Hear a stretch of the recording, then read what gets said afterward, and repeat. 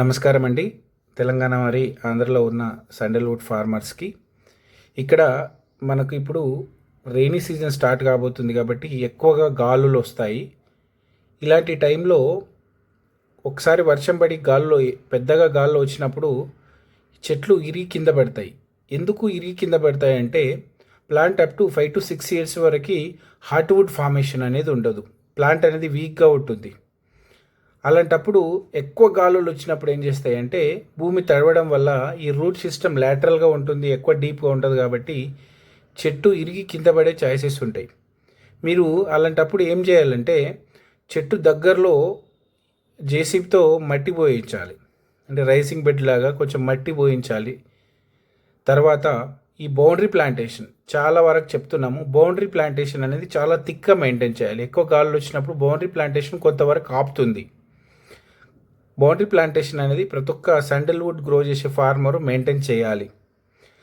లేదనుకోండి గాలి ఎక్కువగా వచ్చినప్పుడు తల ఇరి కింద పడడమా లేకపోతే రూట్తో సహా కింద పడడం అనేది జరుగుతుంది. ఈరోజే ఉదయము ఒక ఫార్మర్ నాకు కాల్ చేశాడు.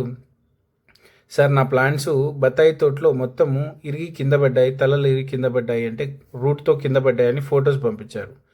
మీరు ఆ ఫొటోస్ చూడండి, ఇక్కడ వీడియోలో మీకు కనిపిస్తాయి. స్టార్టింగ్లో ఏంటంటే ఈ శాండల్వుడ్లో ఎక్కువ శాతం చాలా వరకు ఫార్మర్స్ ఏం చేస్తారంటే బౌండరీ ప్లాంటేషన్ని మర్చిపోతున్నారు.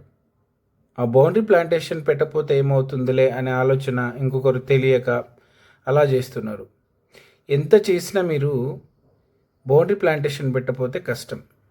ప్లాంట్స్ చాలా బ్రహ్మాండంగా గ్రో అవుతున్నాయి, మంచిగా సపోర్ట్ ప్లాంట్ ఇచ్చారు, ప్రైమరీ సెకండరీ పర్మనెంట్ అయినా కానీ బౌండరీ ప్లాంటేషన్ని మెయింటైన్ చేయండి. బౌండరీ ప్లాంటేషన్ను మెయింటైన్ చేయకపోతే మీరు మాత్రం ఇలాంటి నష్టాన్ని అనేది మీరు చూస్తారు. ఈరోజు ఫార్మర్, సార్ ఏం చేయగలుగుతాను ఇప్పుడు, నాకు ఇలా అయిపోయింది అంటే నేచర్ని మనము కంట్రోల్ చేయలేం.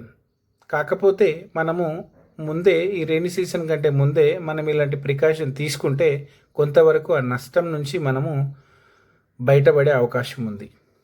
ఇంతకుముందు ఇస్తారపు రెడ్డి అనే ఒక ఫార్మర్ని చూసాం, చెట్లు ఇరిగి కింద పడ్డాయి, తలలు ఇరిగి కింద పడ్డాయి ఎక్కువ గాల్లో వచ్చినప్పుడు అని.